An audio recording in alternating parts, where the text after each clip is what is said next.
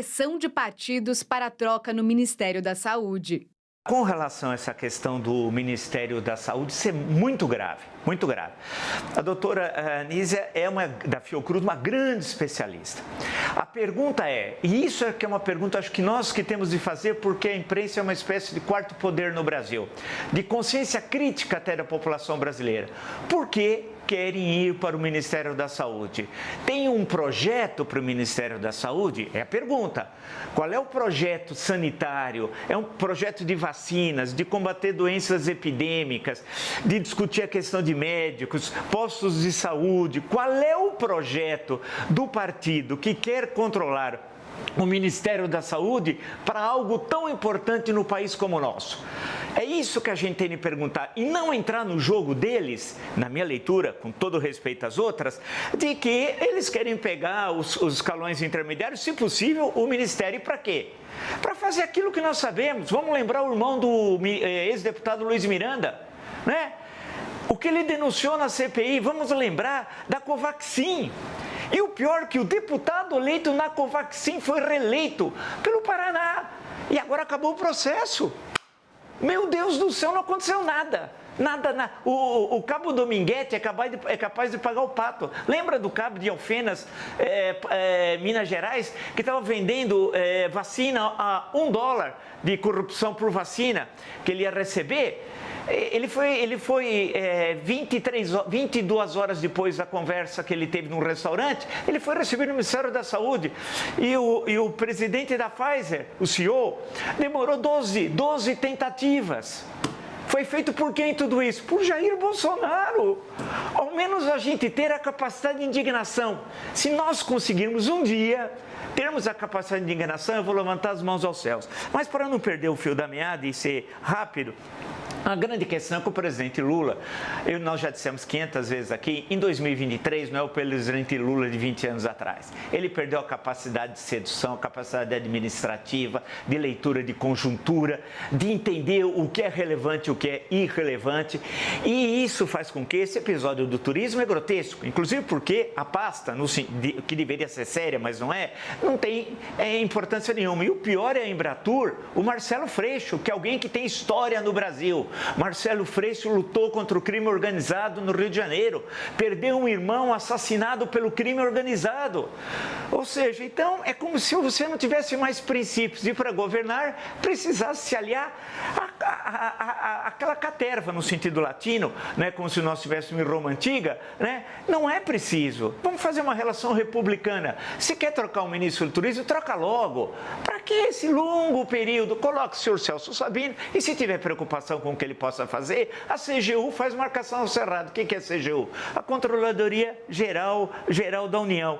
E a questão toda, estão dizendo aí, que a família da senhora que se intitula Denise, lá já nem lembro mais o nome da senhora do Vaguinho, né? Eles querem controlar os hospitais de saúde do Rio de Janeiro. Sabe por quê? O Rio de Janeiro é o estado que tem o maior número de estados, o maior número de estados, de hospitais federais do Brasil. E eles querem controlar os hospitais federais do Rio de Janeiro, que eram controlados, sabe por quem? Flávio Bolsonaro. Foi denunciado na CPI. A CPI da pandemia iria lá, acabou não indo. E eu pergunto para os dois, por que eles querem controlar, supostamente, os hospitais federais do Rio de Janeiro, se eles têm um projeto fantástico para enfrentar a questão da saúde pública? Ou eles fizerem em Belford Roxo, que é uma cidade muito violenta, desde a época do Teodoro Cavalcante, a Baixada Fluminense, lembra a figura do Teodoro Cavalcante? Se eles têm um projeto lá tão fantástico em Belford Roxo, tão maravilhoso, que a ONU quis exportar para o mundo e que eles querem agora exportar para o Brasil. Então, o que falta um pouquinho é agir de forma republicana. E o presidente Lula precisa agir com mais firmeza. Firmeza não é autoritarismo, é ter planejamento, ter foco no que pretende fazer, saber para onde ir e para onde vai. Um governo que não tem foco, não tem planejamento, não sabe para onde ir e para onde vai, politicamente é um desastre. Na poesia é muito bonito. O Antônio Machado diz: caminante não há caminho, se hace el camino al caminar. Isso é bonito na poesia. Na política é um desastre. Xi Jinping e Antony Blinken se reúnem em Pequim. Bem, a China está arrumando nessa década, por todos os indicadores econômicos, a ter o maior PIB do mundo. A guerra de 24 de fevereiro do ano passado, quando a Rússia invade a Ucrânia, e as retaliações feitas e os boicotes por parte da Europa Ocidental e pelos Estados Unidos em relação à Rússia, acabou jogando a Rússia nos braços da China. A China que tem um PIB 10 vezes superior ao da Rússia. Hoje, a Rússia é mais dependente da China do que era antes do 24 de fevereiro do ano passado, da invasão da Ucrânia e do boicote dos países ocidentais, que acabaram prejudicando muito mais os países ocidentais, em especial a Alemanha, basta ver as dificuldades econômicas, mas não só, né? Basta ver o que acontece em outros países europeus, até com inflação muito acima do que é considerado tradicional naquela região, e mostrando que a estratégia norte-americana estava absolutamente incorreta em relação a um incidente gravíssimo, claro, que é a invasão da Ucrânia por parte da Rússia. A China desenvolve uma política extremamente hábil, enquanto estava vendo a reunião do G7 no Japão, ela estava se reunindo no mesmo dia, no mesmo horário, com os países da Ásia Oriental, Cazaquistão, Turquestão, né? Entre outros, estava com 5 países, consolidando a sua liderança na região da Ásia Central, na chamada nova Rota da Seda. Então, a estratégia chinesa, ela vai caminhando conforme claudica a política externa norte-americana. A China vai avançando, ocupou toda a África Negra, na América Latina é a maior parceira comercial de vários países, inclusive do Brasil, que seria inimaginável há 30 anos atrás, por exemplo, né? Disputa hoje no Pacífico a hegemonia militar com os Estados Unidos, que ainda tem hegemonia, mas terá por pouco tempo. Tem a questão de Taiwan, que se agravou ainda mais, né, com o boicote ocidental à Rússia, né? A questão de Taiwan, que é uma província rebelde chinesa, e a questão, no final, vai terminar com algum tipo de relação mais próxima de Taiwan com a China. Isso é inevitável, né?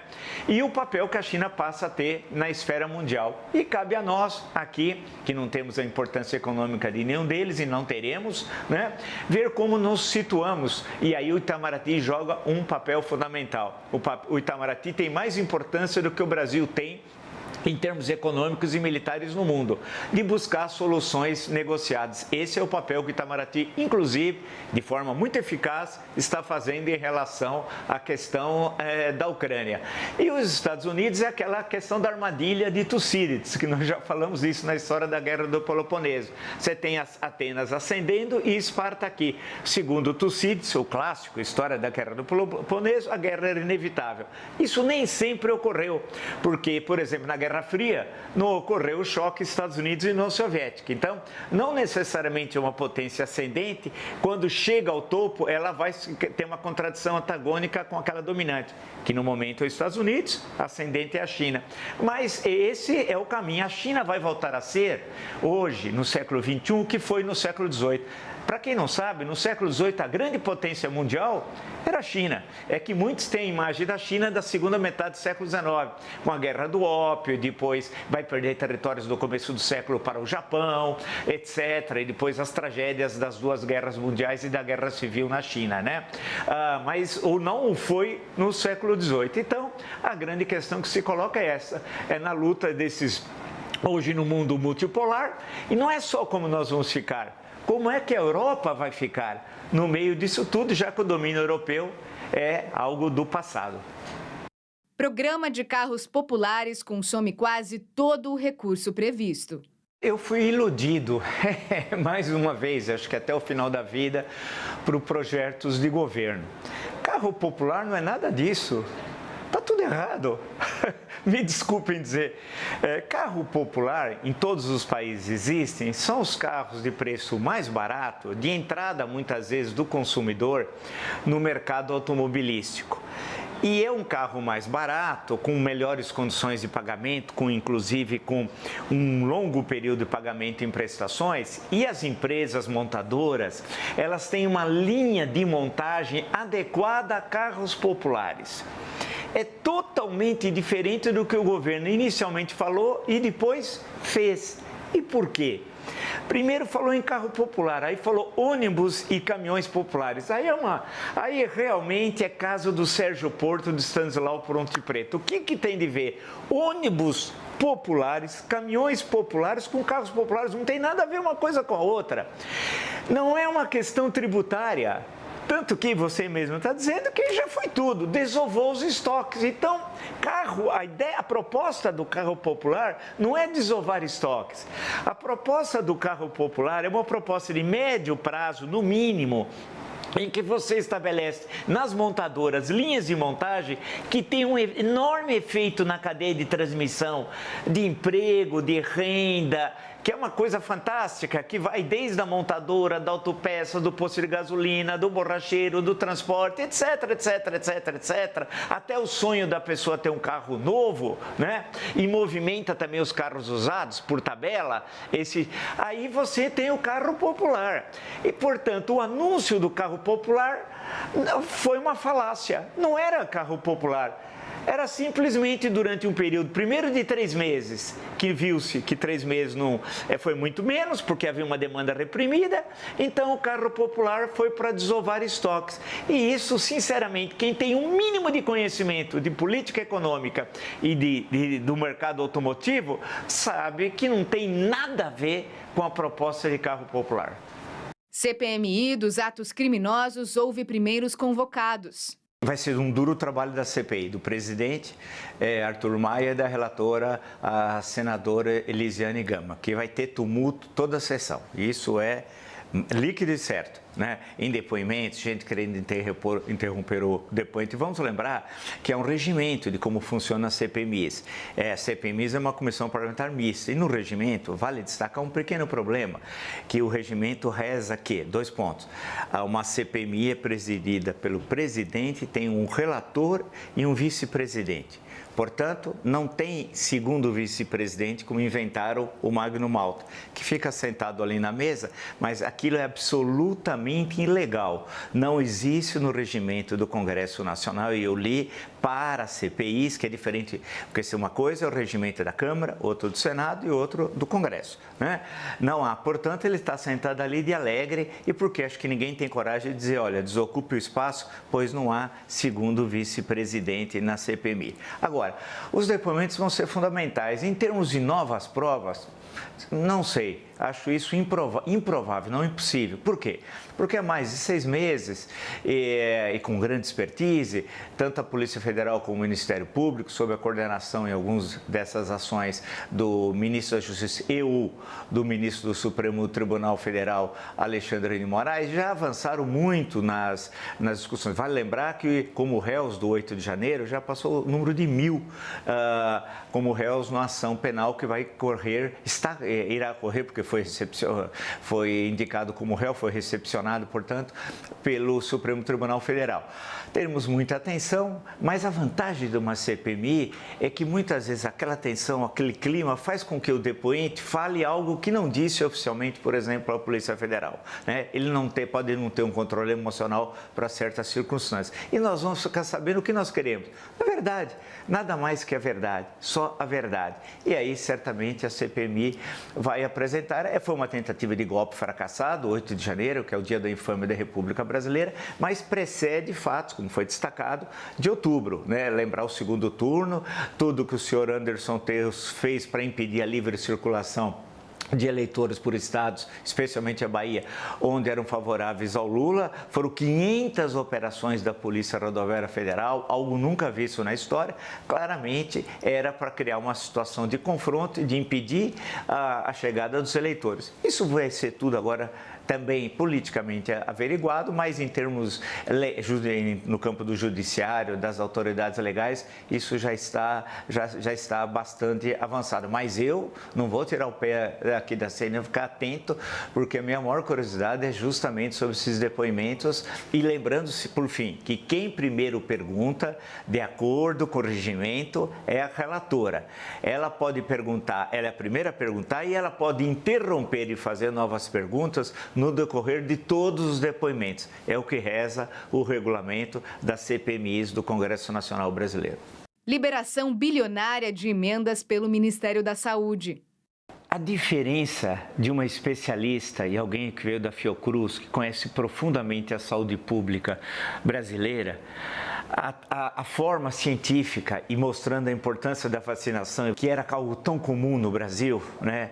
No Brasil da minha geração, já citei aqui o Dr. Seib, quando tinha a vacinação contra a paralisia infantil, vinha ao Brasil, ele era casado com uma brasileira, era um espetáculo, parava o Brasil sábado e domingo para vacinação. Não tinha nenhum maluco que falava que tomar vacina ia ficar com AIDS, não tinha nenhum maluco que dizia que estava colocando um chip, não tinha nenhum maluco que o Brasil era outro Brasil, que dizia que você ia virar comunista tomando a vacina, ou que você toma vacina e ia ter problemas depois aqui no aparelho, vamos dizer assim, no aparelho reprodutor, como disse um elemento dias atrás, que por incrível que pareça governou a República Federativa do Brasil. Então, como ela é clara, científica, mostrando a importância. E aí, na hora, eu lembrei de Pazuello, não do Pazuello era um pobre coitado, para mim.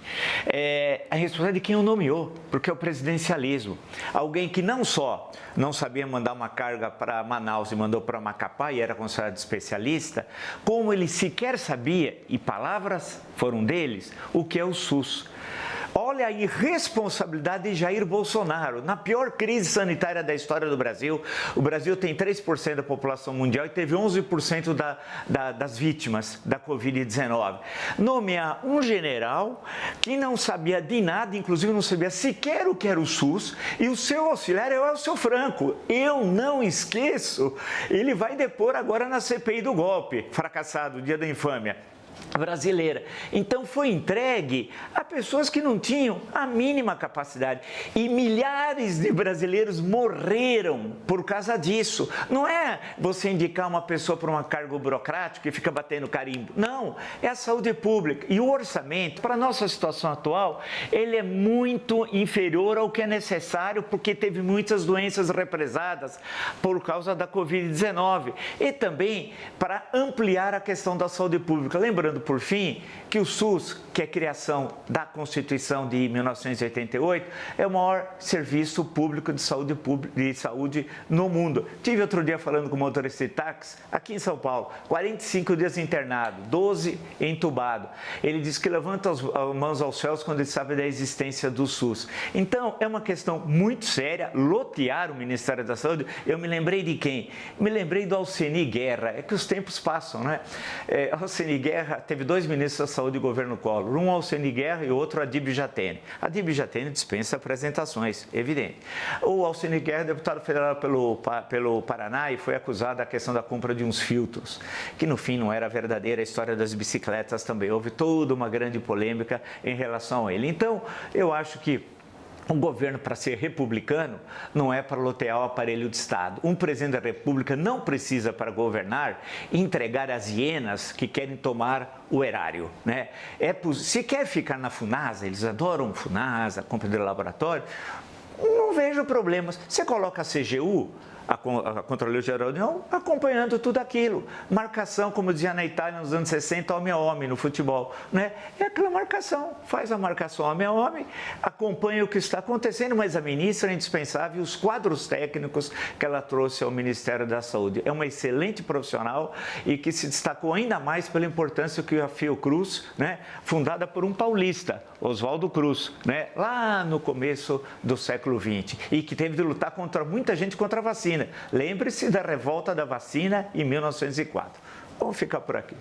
Agenda do presidente Lula na Europa. A visita do presidente é importante. O Brasil hoje volta a ser um player no mundo, né? No quadriênio presidencial anterior, o Brasil se auto-intitulava um Estado pária, né? É algo inacreditável que nunca ocorreu na nossa história, vale lembrar. Então, essa retomada da participação do Brasil nos grandes assuntos do mundo é muito importante. E no caso em tela, a visita a 3 estados, porque o Vaticano é um estado desde a concordância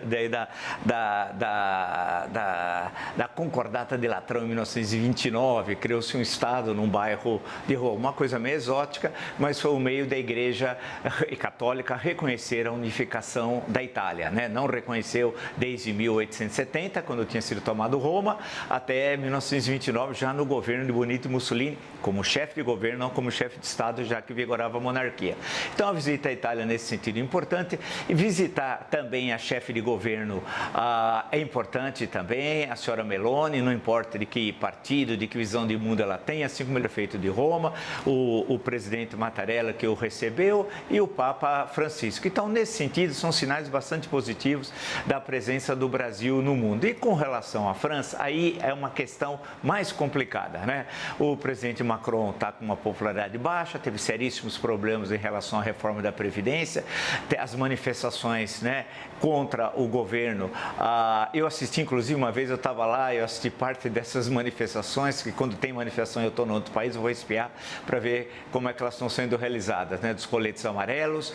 E a questão que se coloca é que o governo tem uma popularidade baixa e para a próxima eleição presidencial, do qual ele não poderá ser candidato, vale destacar, a extrema-direita francesa tem chances eleitorais de chegar ao segundo turno, como chegou recentemente, e até vencer, o que eu acho improvável. E aí a questão fundamental é a questão da agricultura, né? Historicamente, há um subsídio e um protecionismo francês em relação a questão da agricultura, e isso é um tema para nós extremamente sensível, não só para nós do Mercosul, também para a Argentina, mas no nosso caso em especial também. E lembrar que tem o protecionismo em relação a questões da indústria. Para os que não sabem, o De Gaulle, quando chega ao poder a primeira vez, em 1944, um dos momentos históricos mais bonitos, que foi a libertação de Paris, ele vai nacionalizar boa parte da indústria francesa, porque tem gente que não entende o que é nacionalização, quer privatizar tudo, né? Até o galeão. Agora, quando não acerta, eles devolvem, né?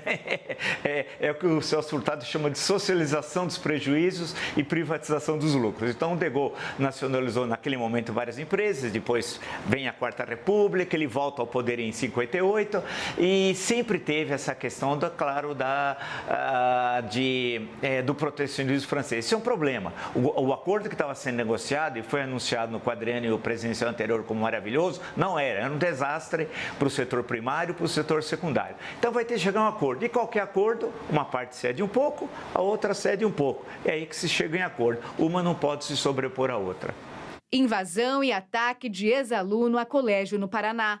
É necessário construir uma cultura de paz no país. O país não só está num estado beligerante, como a liberação de armas feita no último quadriênio presidencial está cobrando seu preço. E isso não será resolvido a curto prazo. É necessário ver o que está acontecendo no ambiente escolar. Essas manifestações de bullying, supostamente ele teria sofrido bullying, seria uma resposta dele a isso, tudo supostamente, porque nós não podemos ouvi-lo. Isso tem de ser resolvido no ambiente escolar quando é detectado o problema, né? Com toda a estrutura escolar que tem, na parte de psicologia, por parte dos pedagogos, para evitar esse tipo de situação que anda, infelizmente, se repetindo no Brasil. E se repetindo por quê? A pergunta que nós temos de fazer, e especialmente os pedagogos têm de responder, tem de haver uma maior integração da escola com as comunidades, né? O edifício escolar tem de ser um espaço em que a população participe em atividades culturais, educacionais, esportivas, e muitas vezes nessas atividades, aqueles que estão de uma forma ou de outra isolados, por alguma razão, né, aquele aluno, ele pode se integrar, né? Então está faltando um olhar sério sobre essa questão. Nós tivemos em São Paulo situações terríveis também, não podemos esquecer, não faz muito tempo. Isso tem se repetido pelo Brasil.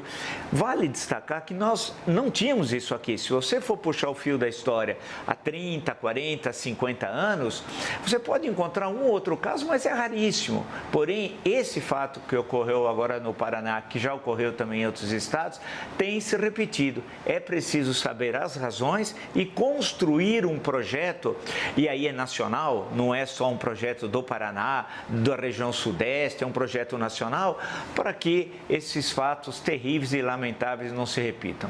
Aprovação do novo marco fiscal no plenário do Senado Federal. Está melhorando a articulação política entre o Executivo e o Congresso Nacional. Então, isso deve ser louvado, tem de melhorar. Nós apontamos de há muito aqui essa dificuldade. Então, isso é uma coisa importante, está melhorando a articulação.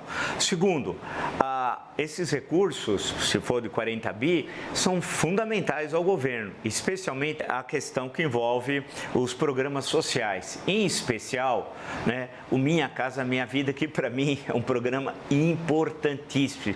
São milhões de brasileiros que gostariam de ter os seus lares, sua casa própria, e não pode pelas dificuldades.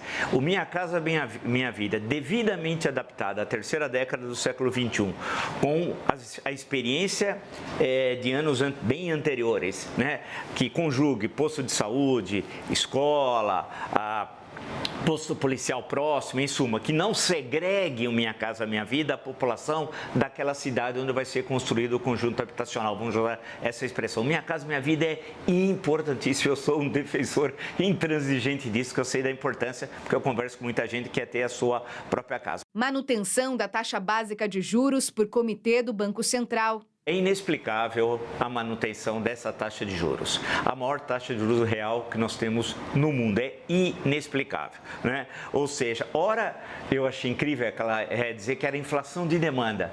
2 semanas depois, não era mais inflação de demanda, nós tínhamos deflação.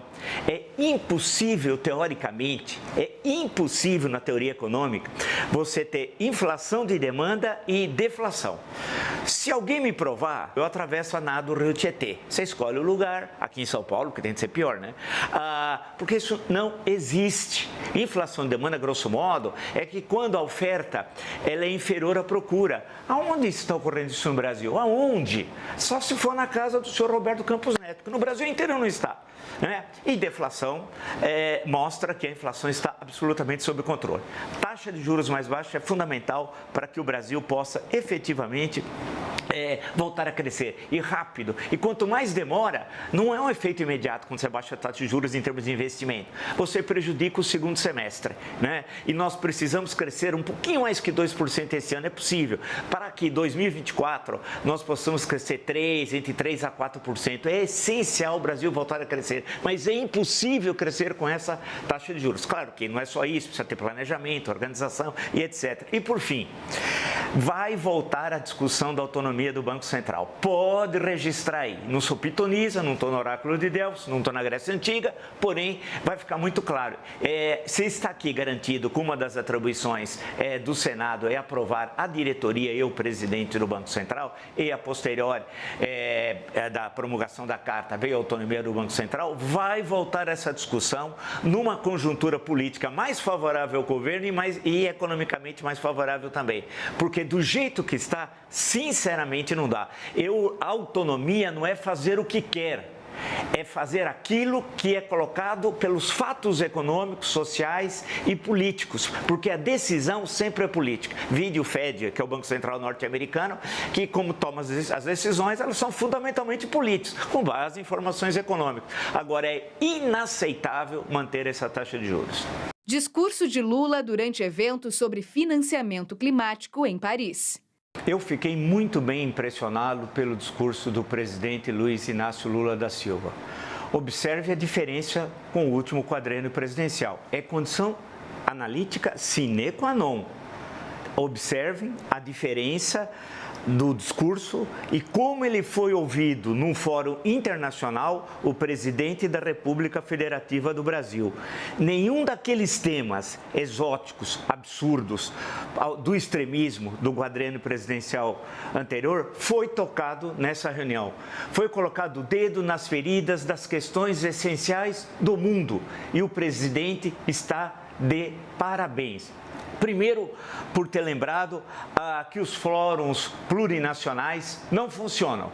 Então, não adianta reuniões chegarem a decisões importantes e os fóruns plurinacionais, como, por exemplo, a Organização das Nações Unidas, que veio da Carta de São Francisco, de 1945, ela hoje não tem a função que deveria ter no mundo. É necessário reformar a ONU e lá ser um instrumento de aprovar essas resoluções e colocá-las em prática. Isso é essencial. E o Itamaraty, que não é mais um Estado pária, como no quadriênio presidencial anterior, veja a diferença, o respeito que o presidente é ouvido, né? Discutiu o Conselho de Segurança da ONU, que são formados por 15 países, 5 permanentes, que são as 5 grandes potências, e 10 rotativos. O Brasil, no momento, é membro permanente. Isso tem de ser reformado. O mundo não é o mesmo de 1945. O presidente tocou com muita propriedade no Banco Mundial e no FMI. Idem. Quem quiser ler como é que foi criado o Fundo Monetário Internacional, essas reuniões do final da guerra, pode passar nas memórias do Roberto Campos, avô, não o neto. Lanterna na Popa, lá tem, que ele é representante brasileiro, ele dá todos os detalhes, inclusive informações muito interessantes sobre um dos grandes, se não o maior economista do século XX, que é o John Maynard Keynes, o Lord Keynes. Bem, ele tocou num exemplo de unidade que deu certo. E olha o conhecimento histórico.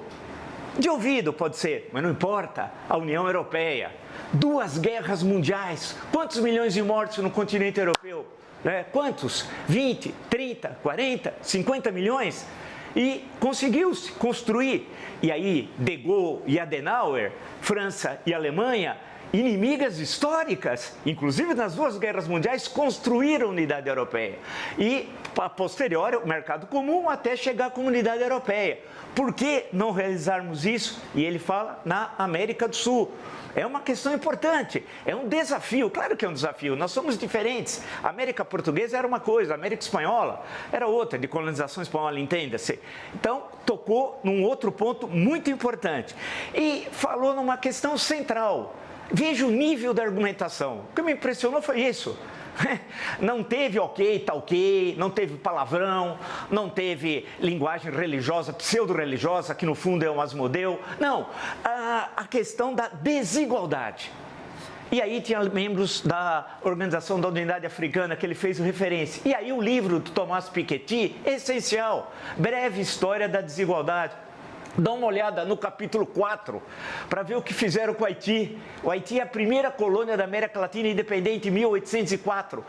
Desde os anos 20 do século XIX, ela pagou indenização para a França, que era a sua metrópole, até os anos 60 do século XX. Quer dizer, um local que se libertou da metrópole pagava indenização. E foi a primeira revolução de escravos vitoriosa da história. E hoje o Haiti país mais atrasado na América Latina, vocês sabem. Então o presidente conseguiu falar para o mundo, ser ouvido, respeitado, e as questões que ele colocou foram fundamentais. Eu posso dizer e concluir, tem sempre enormes discordâncias político-ideológicas, não pessoais, que eu conheço desde 1977, de São Bernardo do Campo, mas fiquei orgulhoso. Eu fiquei orgulhoso do presidente da República. Não deu aqueles escorregões que, vez por outra, tem dado ultimamente.